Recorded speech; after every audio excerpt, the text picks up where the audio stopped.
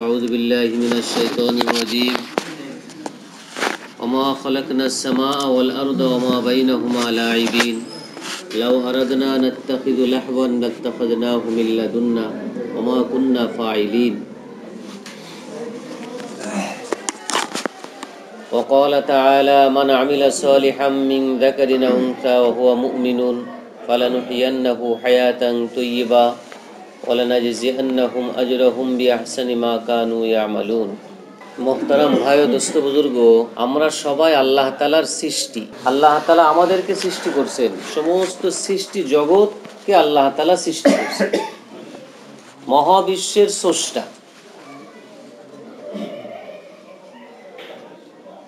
তো আল্লাহ তাআলা আমাদেরকে সৃষ্টি করছেন, এই সৃষ্টি করার কোনো উদ্দেশ্য আছে না নাই? কে বলেন, আমাদেরকে যে আল্লাহ তাআলা সৃষ্টি করলেন, এটা কি অনর্থক সৃষ্টি করেছে?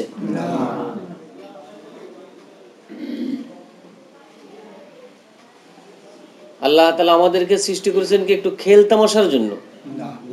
যে সৃষ্টি করেছি কিছুদিন দুনিয়ায় থাকবে, এর আবার এদেরকে মাটিতে মিশে যাবে, এদের আর কোনো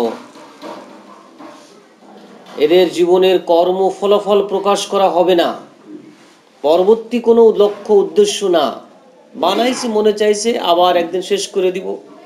বিষয়টা কি এরকম নাকি?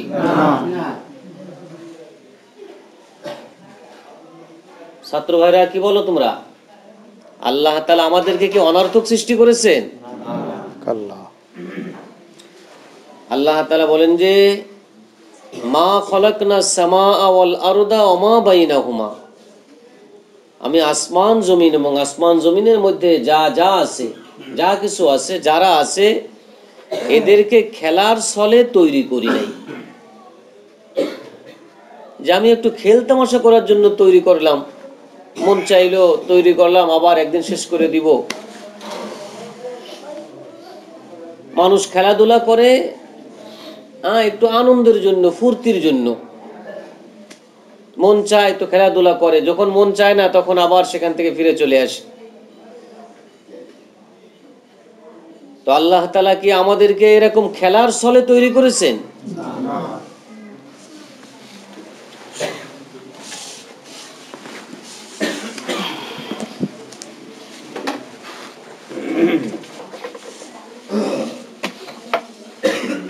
আল্লাহ তাআলা বলেন যে আমি যদি খেলার ছলে তৈরি করতাম, তাহলে আমার নিকটে অনেক সৃষ্টি ছিল, এদেরকে নিয়ে আমি খেল তামাশা করতে পারতাম।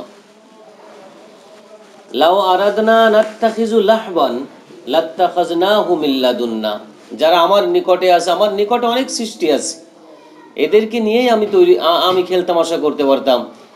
এত মহাবিশ্ব আমার তৈরি করার প্রয়োজন ছিল না। ওমা কুন্না ফাইলিন, কিন্তু এই খেল তামাশা আমার উদ্দেশ্য না।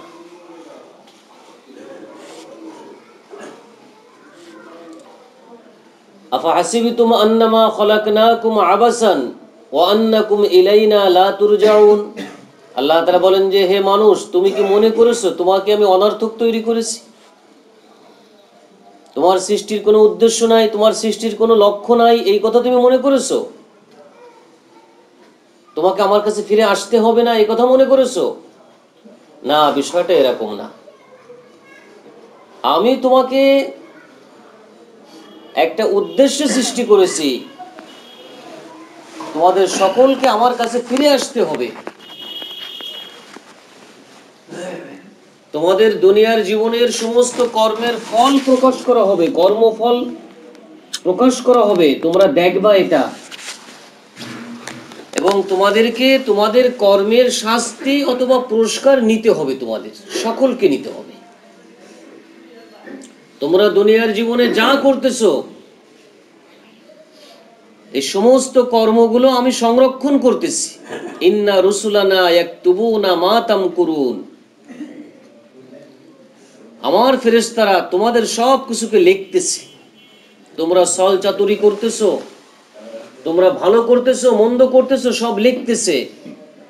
আমি একদিন তোমাদের এই কর্মফল প্রকাশ করব, ফল তোমাদেরকে দিব। ফামাইয়ামাল মিসকালা যাররাতিন খায়রান ইয়ারা, তোমরা দুনিয়ার জীবনে বিন্দু পরিমাণ, সরিষার দানা পরিমাণও যদি কোনো ভালো কর্ম করো, তো এটারও ফল তৈরি করে আমি তোমাদেরকে দেখাবো, তোমরা দেখবে। ওমাইয়া আমাল মিসকালা দাররাতিন শাররান ইয়ারা, আর যদি যাররা পরিমাণ মন্দ কর্ম করো, তো এটারও ফল তৈরি করে তোমাদেরকে দেখানো হবে, এর শাস্তি তোমরা দেখবা এবং শাস্তি তোমাদেরকে ভোগ করতে হবে। তাহলে দুনিয়ার জীবন আমাদের শেষ না।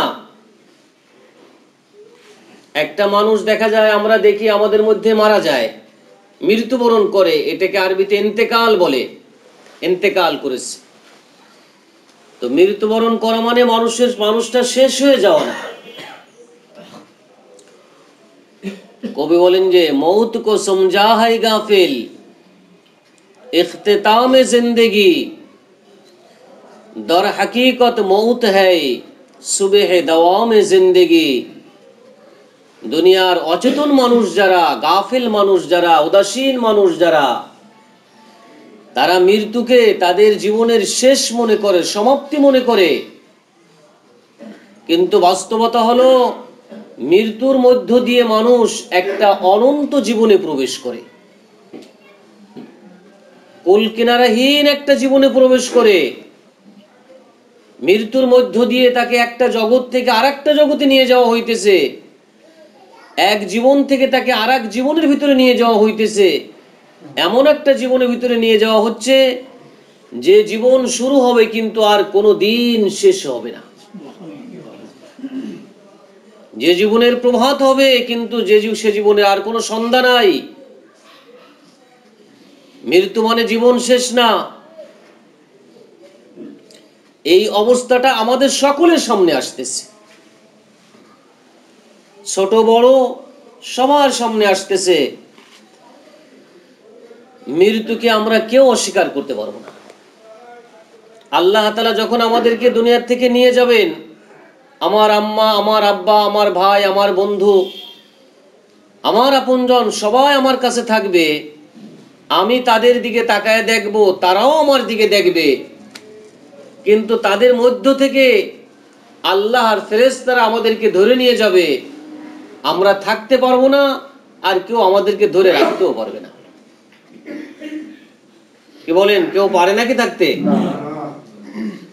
আল্লাহ তাআলা বলেন ইন কুনতুম গায়রা মাদিনিন তারজিউনাহা ইন কুনতুম সাদিকিন। আমার কথা যদি তোমাদের বিশ্বাস না হয়,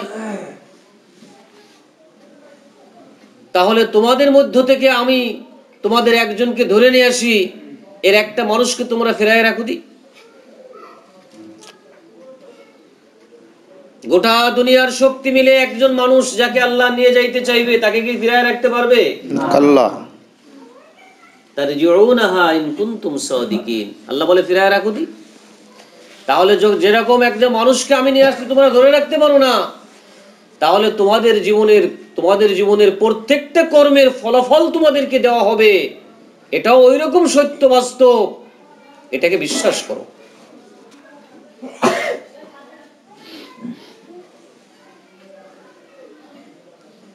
এই কথা মনে করার কোনো সুযোগ নাই যে দুনিয়াতে যা মনে চায় একটু খেল তামাশা করব, এরপরে মরার পরে কি হবে না হবে, যা হবে কি হবে সে তো বলে দিয়েছেন তিনি।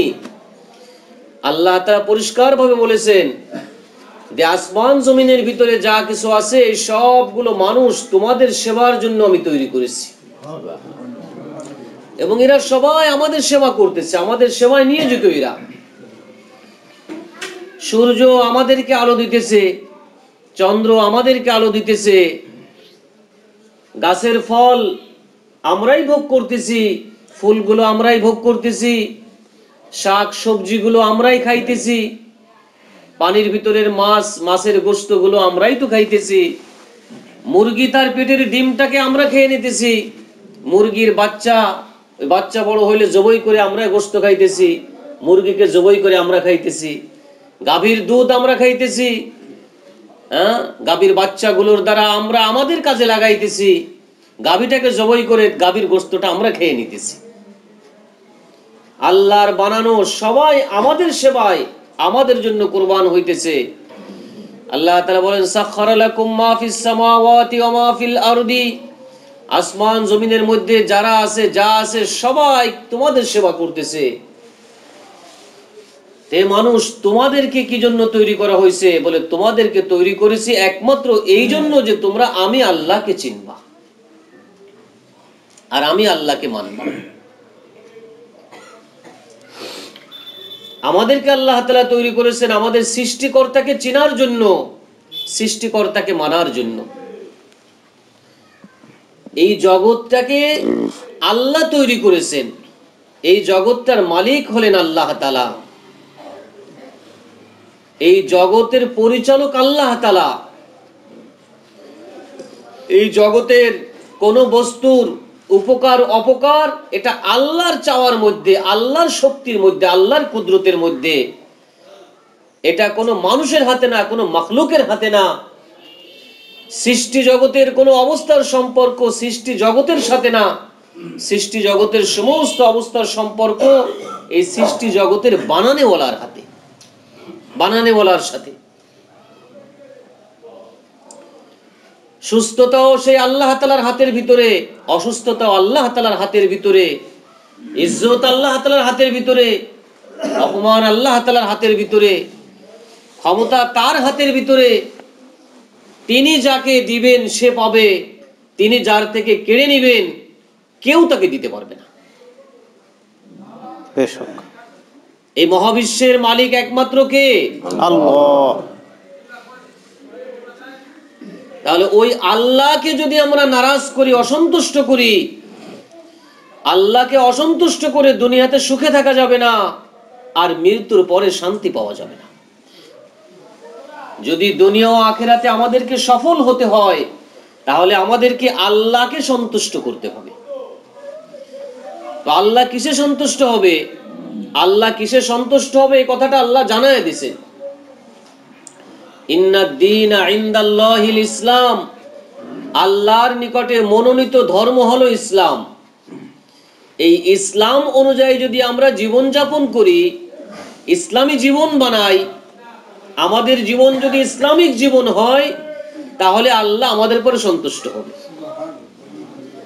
আর যদি ইসলামকে আমাদের জীবন থেকে বের করে দিই, ইসলামের থেকে যদি আমরা আলাদা হয়ে যাই, তাহলে ইসলামের থেকে সরে এসে যদি আমরা টাকা পয়সা, গাড়ি বাড়ি, দুনিয়াতে বিশাল সবকিছু করে ফেলি, তো এগুলোর ভিতরে আমাদের অন্তরে কোনো শান্তি থাকবে না, আমাদের জীবনে কোনো শান্তি থাকবে না, আমাদের পেরেশানির কোনো সীমা থাকবে না।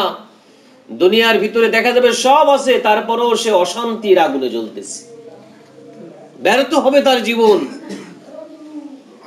দুনিয়াতেও হবে আর মৃত্যুর পরে কঠিন বিপদে পড়ে যাবে।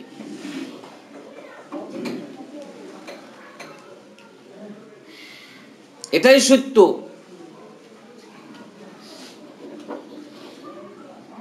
আমরা যদি চিরসুখী হতে চাই, চির সফলতা অর্জন করতে চাই, তাহলে আমাদেরকে ইসলামী জীবন বানাতে হবে।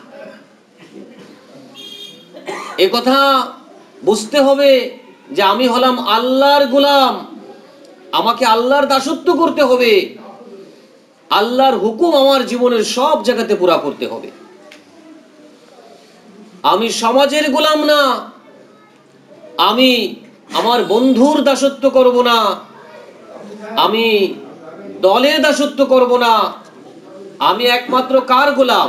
আল্লাহর গোলাম।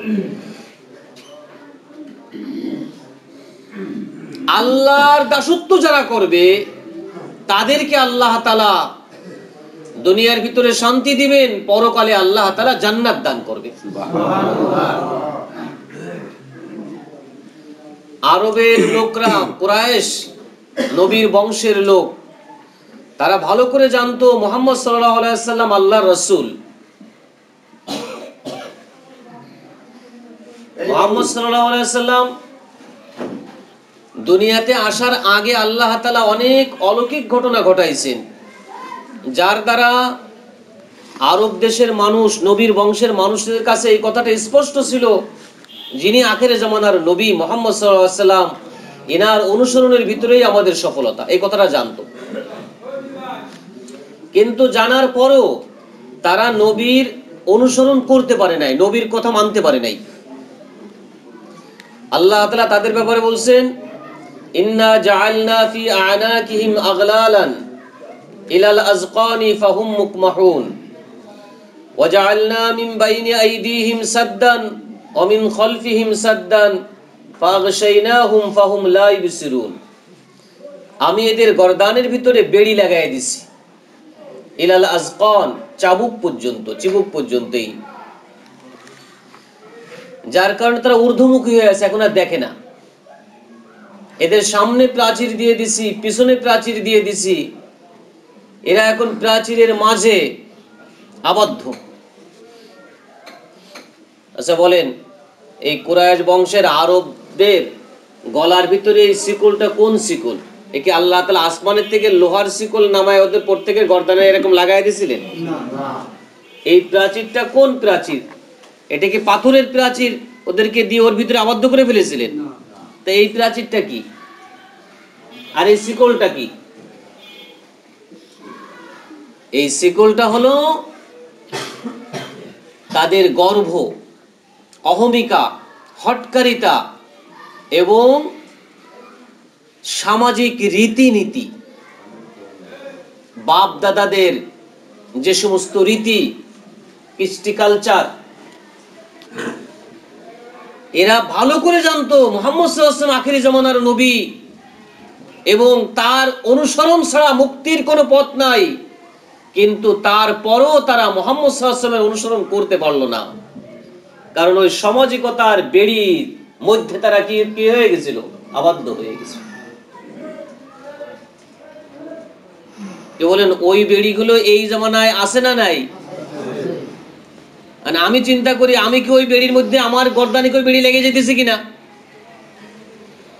আমি যখন বুঝলাম যে আমার একজন সৃষ্টিকর্তা আল্লাহ আছে, ওই আল্লাহকে সন্তুষ্ট করতে হলে আমাকে ইসলামী জীবন বানাইতে হবে, তাহলে আমি ইসলামী আল্লাহর এই ইসলাম শিখতে কেন পারতেছি না? ইসলামী জীবন কেন গ্রহণ করতে পারতেছি না? মুহাম্মদ সাল্লাল্লাহু আলাইহি ওয়াসাল্লাম আদর্শকে আমার জীবনে কেন আনতে পারতেছি না? আমি যখন বুঝতে পারলাম এটা সত্য হক, তাহলে সেটাকে আমি কেন ধরতে পারতেছি না? তার আনুগত্য আমি কেন করতে পারতেছি না? তাহলে বুঝতে হবে যে ওই যে আরবদের গলায় যে বেড়িগুলো লাগিয়েছিল, ওর কোনো একটা বেড়ি আমার গলায় লেগে যাচ্ছে।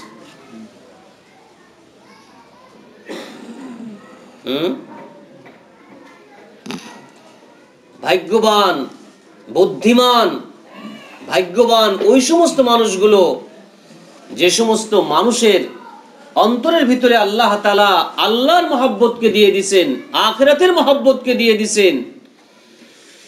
দুনিয়ার কোনো সামাজিকতা, দুনিয়ার কোনো দল জাতি গোষ্ঠীর ভালোবাসা, দুনিয়ার কোনো কিছু তাদেরকে আটকায় রাখতে পারে না।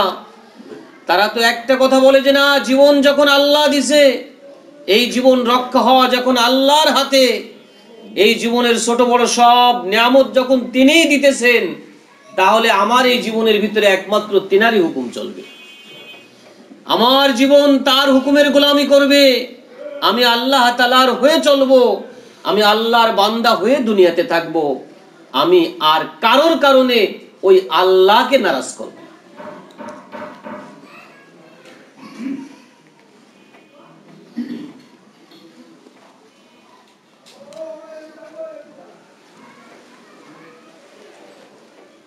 আকলমন যে আল্লাহ তাআলা আমাদের সকলকে বিবেক দিছেন, আকল দিছেন, একটু চিন্তা করে দেখি, অনেকটা তো আল্লাহ তাআলা সহজ করেই দিছেন। আমাদেরকে আল্লাহ তাআলা মুসলমানের ঘরে জন্ম দিছেন, একটা মুসলিম রাষ্ট্রের ভিতরে আমাদেরকে রাখছেন।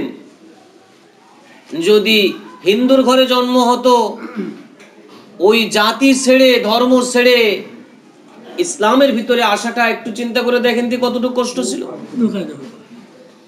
তো অনেকটা তো আল্লাহ তাআলা মেহেরবানি দয়া করে সহজ করে দিয়েছেন, কিন্তু তারপরও কিছু বেড়ি আমাদেরকে যে আটকায় ফেলতেছে, ওই বেড়িগুলো ভাঙার জন্য যদি চেষ্টা না করি, যদি না ভাঙি, তো আল্লাহ তাআলা তো কাউকে জোর করে নিয়ে আসবে না।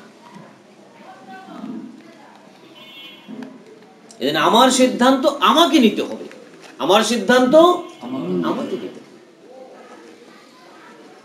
দুনিয়ার যত জিনিস আছে, যত শিক্ষা আছে, যা কিছু আছে, এগুলো ভোগ বৈধ, কিন্তু এগুলোর বিশ্বাস এটা অবৈধ। জীবন দেনেওয়ালা, জীবন বাঁচানেওয়ালা, জীবন রক্ষা করনেওয়ালা, রেজেক দেনেওয়ালা একমাত্র কে? আল্লাহ।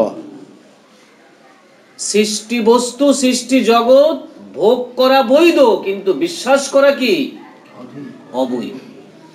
বিশ্বাস করলে, অন্তরে বিশ্বাস করলে ধ্বংস হয়ে যাইতে হবে। অন্তরে যদি আল্লাহর বিশ্বাস রাখা হয় আর আল্লাহর বিধান, ইসলামী জীবন যদি ধরা হয়, এর সাথে দুনিয়ার সব শিক্ষা এটা কোনো ক্ষতিকারক না। বাদশাহ সুলতান মাহমুদ আমাদের ইসলামী ইতিহাসের ভিতরে একজন নেককার বাদশাহ, সুলতান মাহমুদ গজনবী।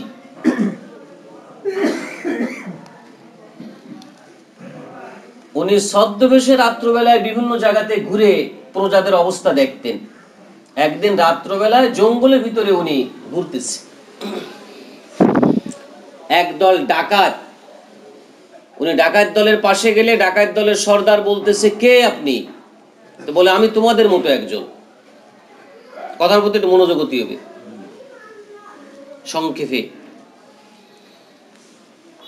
তো তারা বলে যে আচ্ছা আসো। তাই ওরা বুঝলো যে আমাদের মতো একজন, ডাকাত, আমাদের মতো ডাকাত একজন, আসো কাছে আসো। এখন সর্দার সবার যোগ্যতা সম্পর্কে জিজ্ঞাসা করতেছে, কার কি যোগ্যতা আছে। একজনে বলে যে রাত্র যাকে দেখি দিনে তাকে চিনি, এই যোগ্যতা আছে আমার। বলে যে সুন্দর যোগ্যতা, দরকার এরকম লোকের আমাদের। একজনে বলে লোহায় হাত দিলে আমার হাতে নরম মোম হয়ে যায়। সর্দার বলে যে হ্যাঁ, এরকম লোকের দরকার, তো ভালো যোগ্যতা। একজনে বলে যে সুখে, মাটি সুখে বলে দিতে পারি কোথায় কি গুপ্তধন আছে। বলে যে হ্যাঁ, এই লোকটারও দরকার। একজনে বলে যে রাত্রে কুকুরে কি বলে আমি বুঝতে পারি, বলে যে এই লোকটারও তো দরকার। এখন সবার যোগ্যতা জিজ্ঞেস করার পরে শেষে ওই নতুন লোকটারে জিজ্ঞেস করতেছে, তোমার কি যোগ্যতা আছে?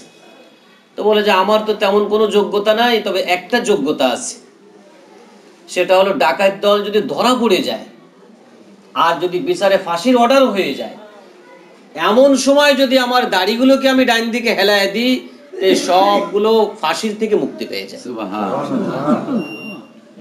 এই যোগ্যতাটা আমার আছে।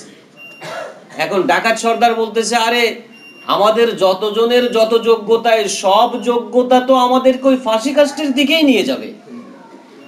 ভয় তো ওইটাই, কবে ধরা পড়বো আর ফাঁসিতে ঝুলতে হবে। তো আমাদের যোগ্যতা যেগুলো, সেগুলো হলো আমাদের মরণের দিকে নিয়ে যাবে আমাদেরকে। বাঁচানোর যোগ্যতা তো কারোর ভিতরে দেখতেছি না। বাঁচানোর যোগ্যতা তো এই লোকটারই আছে, এই লোকটারই দরকার আমাদের, তোমাকেই দরকার। সুন্দর যোগ্যতা।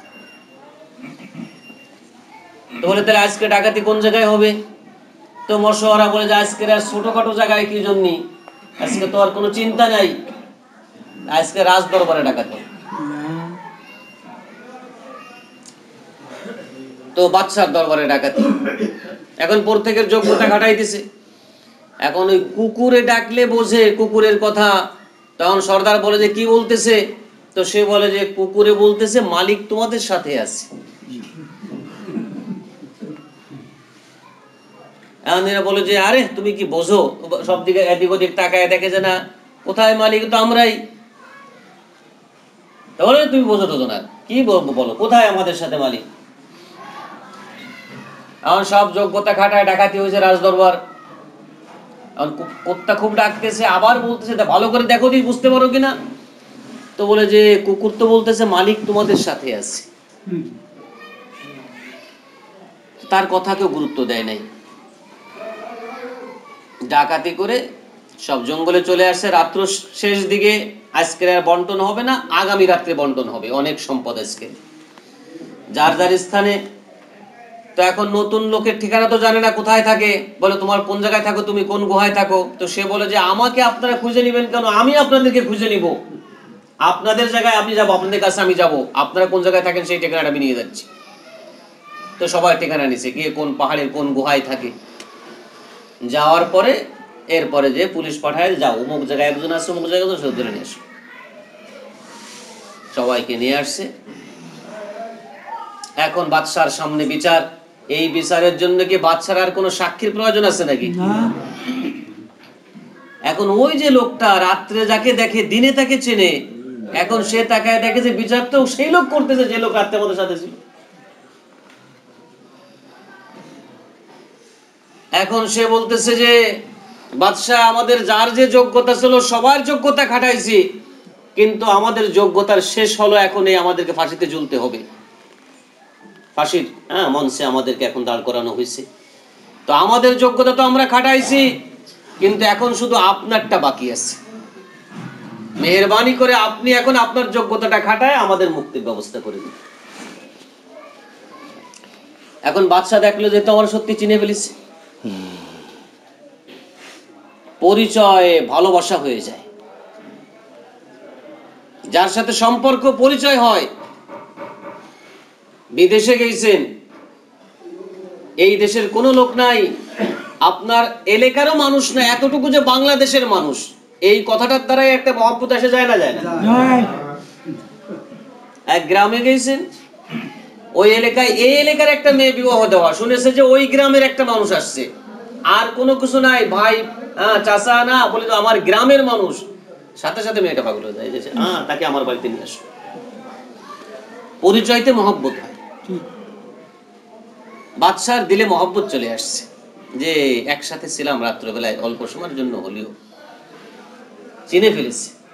বাদশাহ আর ফাঁসি হুকুম দিতে পারে নাই, দয়া চলে আসছে। ঘটনা বাস্তব হোক আর কাল্পনিক হোক, কিন্তু এখান থেকে আমাদের শিক্ষা যেটা, সেটা বাস্তব শিক্ষা। দুনিয়াতে আমরা যে শিক্ষা গ্রহণ করি আর যে যোগ্যতা অর্জন করি, এই শিক্ষা আর এই যোগ্যতা আমাদের শেষ পর্যন্ত কোথায় নিবে একটু চিন্তা করে দেখেন।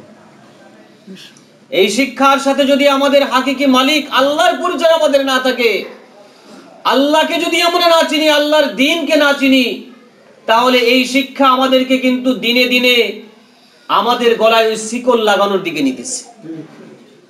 আর যদি এর সাথে আল্লাহকে রাখি, আল্লাহর দ্বীনকে রাখি, তাহলে এই শিক্ষা আমাদেরকে একদিন ওই আল্লাহর সম্পর্কের কারণে আমাদের মুক্তির ব্যবস্থা হবে। এই জন্য মুরব্বীরা বলে যে তুমি ডাক্তার হও, ইঞ্জিনিয়ার হও, উকিল হও আর ব্যারিস্টার হও, কিন্তু আল্লাহকে ভুলে না, কোরআন শিক্ষাকে ভুলে না।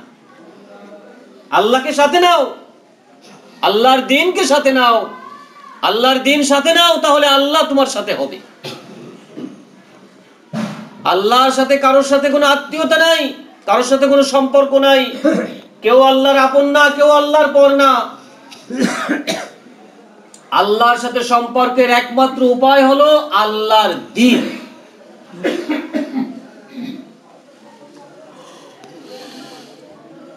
এই দ্বীন শিখার আমাদের সকলের নিয়ত আছে না ইনশাআল্লাহ? এই দ্বীন শিখবো, দ্বীন মানবো। এই মজমার ভিতরে ছাত্র ভাই যারা আছে, আমরা পড়ালেখা করি, এর ভিতরে অনেকে আছে এসএসসি পরীক্ষা দিছি আমরা। এসএসসি অথবা এইচএসসি পরীক্ষাও তো শেষের দিকে